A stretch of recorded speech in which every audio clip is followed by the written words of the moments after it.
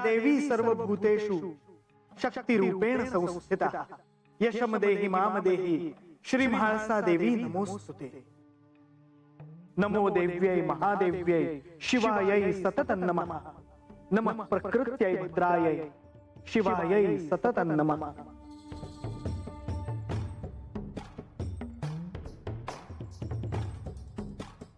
देवी, मी आपल्या साधनेत व्यत्यय आणला, क्षमा असावी। पण मुनिवर, आपण इथे आकाशमार्गे जात होतो, आपले दर्शन झाले, म्हटलं आपल्याला भेटून जावे। मी एकांतात यासाठी आले आहे की मला शांतपणे साधना करता यावी। नारायण नारायण, मी त्वरित प्रस्थान करणारच आहे, परंतु मी जेजुरीच्या वाटेवरच होतो, म्हटलं आपल्याला भेटून जावं। आता मला कोणाबद्दलही काहीही सांगू नका मुनिवर। नारायण नारायण, देवी, मी आपल्याला काहीही सांगणार नाही, परंतु मी आपल्याला इतके विचारू शकतो का की आपण जेजुरीत कधी येणार आहात? का? आपल्याला घाई का आहे? नाही, म्हणजे आपल्या स्वागताची भव्य तयारी करता येईल। ते मला आता सांगता येणार नाही, पण भव्य तयारी स्वागताची करायला मी असं काही केलेले नाही। असे कसे? श्री म्हाळसा देवी या अवताराचे सत्य आपल्याला समजणार आहे, तशी आपण घोषणा करणार आहात। त्याची तिथी अजून निश्चित नाही मुनिवर। परंतु 1 मास असे आपणच म्हणाला होतात, आणि त्याला आता काही दिवसच उरले आहेत। हो, मला त्याची कल्पना आहे, पण मला सत्य कळले आहे अशी मी घोषणा केली का? नाही। मग प्रतीक्षा करा। देवी, आम्ही प्रतीक्षा करतोच आहोत, परंतु आहेच का? देवी, आता आपणच म्हणालात की कोणाबद्दल काही आपल्याला सांगायचे नाही, म्हणून बोलता येत नाही। बोला आता। पानूला श्री खंडेरायांना भेटायचे आहे। तिला हे ठाऊक आहे की 1 मास असे करता येणार नाही, देव असे करणार नाहीत, परंतु सगळे नियम झुगारून ती हे सगळे करणार असे दिसते आहे।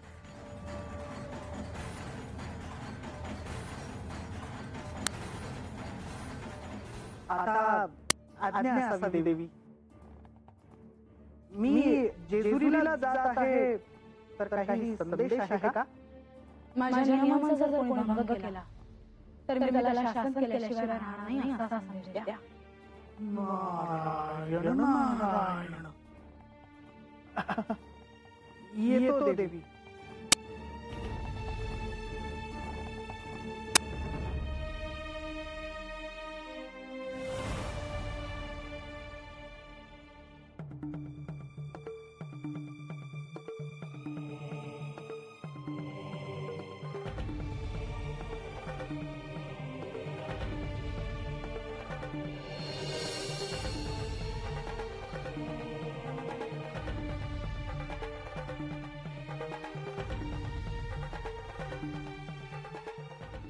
बानाईने तुमच्यासाठी सांगावं लागलंय, त्यासनी तुम्हाला भेटायचं आहे।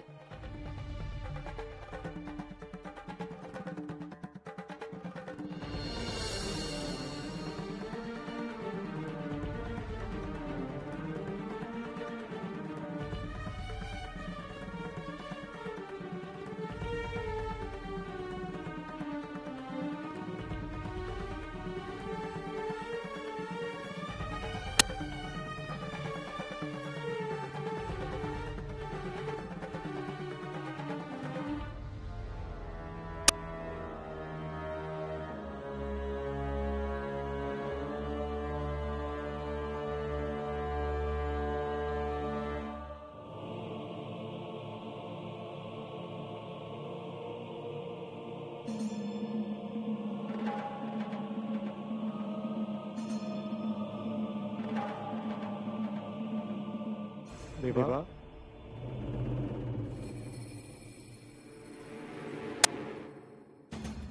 माधवा, देवा, आपण असे एकटेच का उभे आहात? आज राज्यसमापन नाही। माधवा, आपण अगदी योग्य वेळेला आला आहात।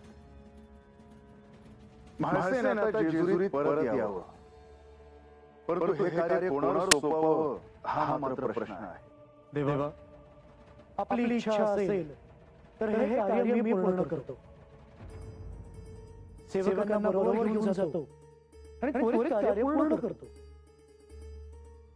माधवा, मी स्वतःच प्रस्थान केले असते, परंतु कदाचित मी तिथे आलेलं म्हाळसेला आवडणार नाही. आणि त्यांनी यायला नकार दिला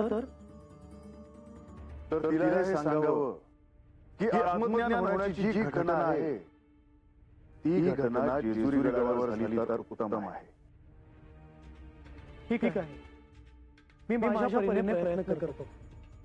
माधवा, नारद मुनींनी बानूकडे जावं आणि तिला सहाय्य करावं असं मी सुचवलं होतं. तेव्हा त्याचं काय झालं? मी मुनिवरांना बाणाईकडे पाठवले होते. त्यांनी त्यांचे कार्य पूर्णही केले असेल. बानूला असं वाटू नये की तिला कोणीही सहाय्य करत नाही. जेव्हा शुभ घडत असते तेव्हा अशुभ हे त्याच्या मागेच असते. श्री लक्ष्मीदेवी इथे आहेतच, परंतु मला सांगू लागत आहे ती अलक्ष्मीची. म्हणूनच आपण जे बोलत आहात ते अगदी योग्य आहे. श्री महादेवींनी अशा वेळी गडावर असणे हे योग्य ठरेल. होय, आता म्हाळसेला आत्मज्ञान होण्याची घटना कोणत्याही क्षणी घडू शकते. गत जन्मातील आणि त्याच्याही आधीच्या जन्मातील जे सत्य आहे ते सत्य तिच्या समोर उभे आहे. माधवा, म्हाळसा आणि अदृश्य जगामध्ये जो पडदा आहे तो पडदा बाजूला सरेल आणि सर्व काही लख प्रकाशासारखं तिला दिसेल. आपण त्याच्या स्वागतासाठी सज्ज आहोत देवा. परंतु माधवा, आता यामध्ये कोणतीही बाधा मात्र येऊ नये. देवा, मला असे वाटते की या एका मासात आपण बाणाईची भेट घेऊ नये.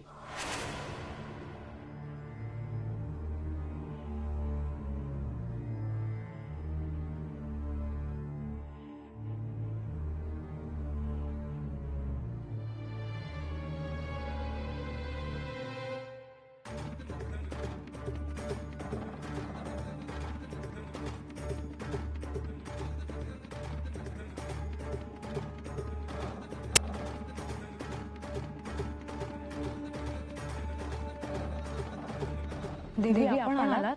म्हाळसा, मला जाणवते की आता काहीच अंतर उरले आहे. मग तू तुझ्या इच्छित स्थळी पोहोचशील म्हणून आले. हो, मला हे जे अनुभव आले, जे संकेत मिळाले त्यावरून असं वाटतंय की आता अल्पावधी उरला आहे. काळाच्या आत असलेलं, माझ्या विस्मृतीत असलेलं सत्य जे आहे ते माझ्या समोर येईल. खरंच तू खूप कष्ट घेतलेस, खूप काही सहन केलेस. त्याला दुसरा पर्याय नव्हता.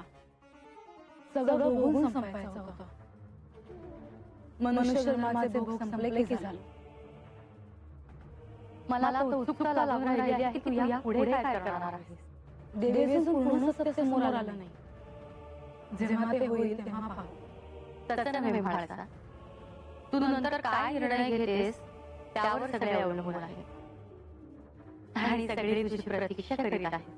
पण आता या क्षणी माझी साधना सोडून मी कुठेही जाणार नाही. तो सर्वस्वी तुझा निर्णय आहे म्हाळसा. मात्र तू ज्यासाठी इतकी प्रतीक्षा केलीस तो सत्य समजण्याचा क्षण इतका जवळ असताना, ती शुभ घटना कधीही घडेल अशी परिस्थिती असताना तू एकांतात का बरे राहावेस. ही घटना सगळ्यांच्या मध्ये असताना घडली तर उत्तम नाही का? म्हणजे तुम्हाला असं म्हणायचं की मी जेजुरी गडावर परतावं? अर्थात श्री खंडेराय, श्री विष्णू, श्री महालक्ष्मी यांच्या सान्निध्यात जर तू असशील तर या घटनेला निश्चितच एक वेगळं महत्व प्राप्त होईल. आणि गडावर असेही काही जण आहेत ज्यांची तुझी नव्याने ओळख होणार आहे. या मल्हारी अवतारासाठी त्यांनी वेगळे रूप घेतले आहे. देवी, तुम्ही जे सांगता आहात ते काळाच्या त्या पलीकडे आहे. मी अलीकडे आहे. अजून मी त्याचा विचार केला नाही. मला केवळ तिथपर्यंत पोहोचायचे आहे. जशी तुझी इच्छा. येते मी. आपली नंतर भेट होईल ना? केवळ एकच सांगते माणसा, तू आता अंतिम चरणात आहेस. समोर कोणतीही घटना घडेल, कशीही, मात्र तू शांत राहा. क्रोधित होऊ नकोस. मी प्रयत्न करेन. येते मी.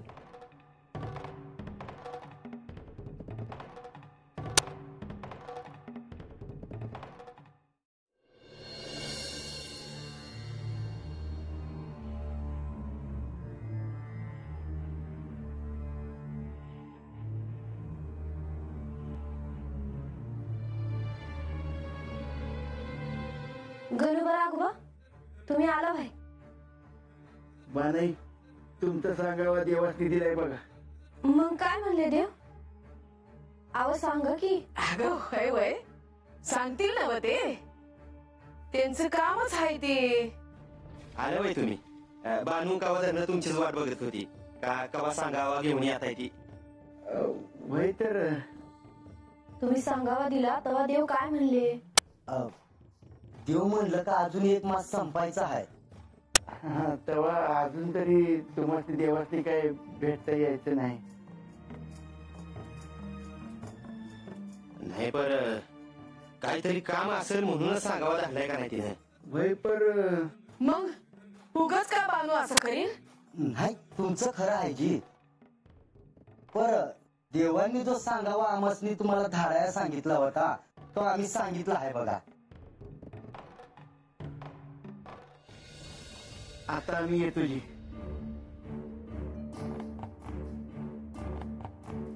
काय करावं मला तर काय कळना झालंय. बानू, आता तू काय करणार तू?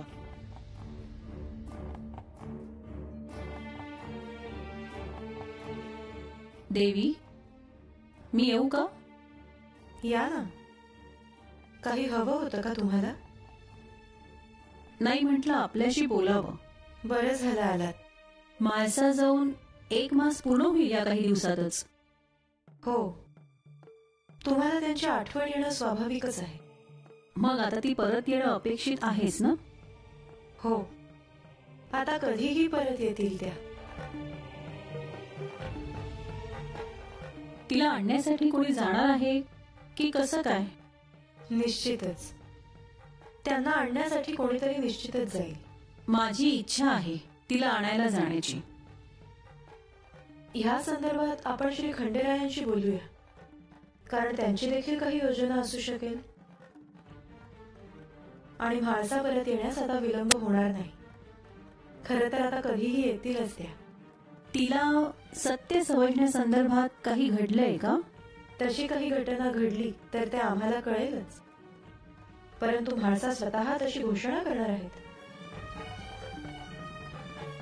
देवी, आपणास एक विनंती आहे. म्हाळसा घोषणा करेल तेव्हा करेल, पण असं काही घडलं तर आपण मला सांगाल ना? आपण आई आहात त्यांच्या. त्या स्वतः तुम्हाला सांगतील. मी सांगण्याची आवश्यकताच नाही. हो, पण म्हाळसाने नाही सांगितलं तर? परंतु असं का वाटतं आहे तुम्हाला? कारण मी तिला लहानपणापासून ओळखते आहे. निर्णायक क्षणी म्हाळसा काय करेल काही सांगता येत नाही. तुम्ही म्हणता आहात ते बरोबरच आहे. परंतु खरं सांगायचं तर त्यांना जेव्हा सत्य कळेल तेव्हा हे सारेच वाद संपुष्टात येतील.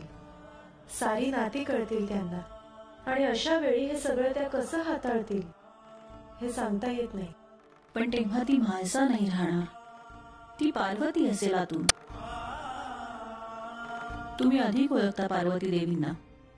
कशा आहेत त्या स्वभावाने? जशा म्हाळसा आहेत तशाच. त्या अत्यंत प्रेमळ आहेत. सगळ्यांचा विचार करणाऱ्या आहेत. श्री महादेवांवर अतीव प्रेम करणाऱ्या आहेत. आणि क्रोधित झाल्या तर कालीसारखा रुद्रावतार घेणाऱ्या आहेत.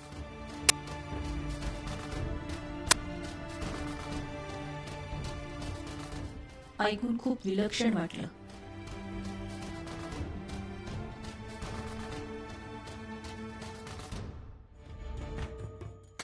नारायण नारायण.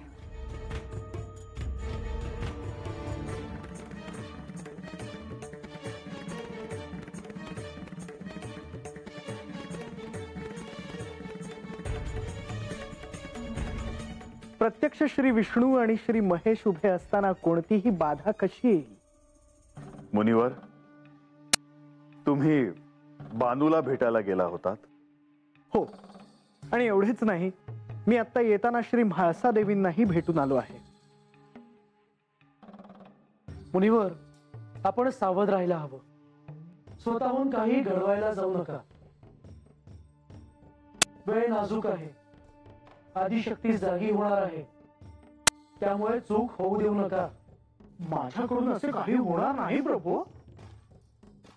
परंतु बानूच्या मनात नेमके काय आहे हेच कळत नाही. का? काय झालं? श्री म्हाळसा देवी आणि श्री खंडेराय कैलासात निघून जाणार, त्यामुळे ती अस्वस्थ आहे. परंतु मुनिवर, तुम्ही तिला समजावून सांगितलं आहे ना? मी अथक प्रयत्न करतो आहे, परंतु बानूच्या मनात कुठेतरी वादळ घोंगावत आहे. आणि एवढेच नव्हे तर मी श्री म्हाळसा देवींना भेटलो तेव्हा मला त्यांच्यातही श्री महाकालीचा भास झाला. माधवा, मी काय म्हणत होतो हे तुमच्या ध्यानात आलंच असेल. होय देवा, हा चिंतेचाच विषय आहे. आणि म्हणून मी म्हणतोय की श्री म्हाळसा देवींनी आता जेजुरी गडावर येऊच नाही. मुनिवर, निर्णय हा झाला आहे. मी स्वतः श्री म्हाळसा देवींना आणायला प्रस्थान करतो आहे. आपण जे कराल ते योग्य असेल प्रभू. मुनिवर, तुम्ही काही घोळ घातलेला नाहीये ना? नाही प्रभू.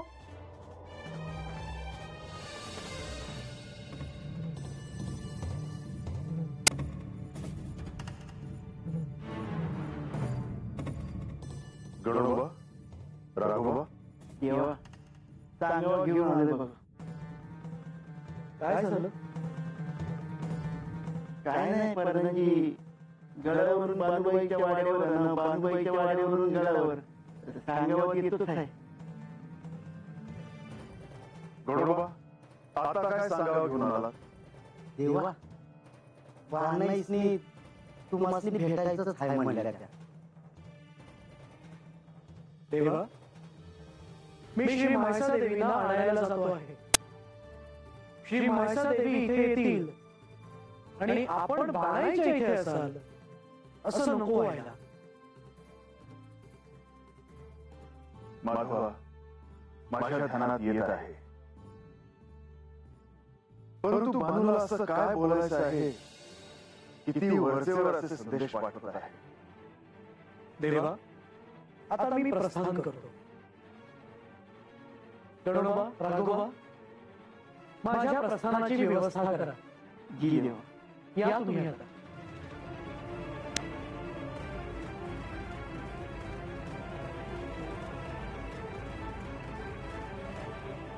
देवा, मला असे वाटते की या एका मासात आपण बाणाईची भेट घेऊ नये. येतो मी.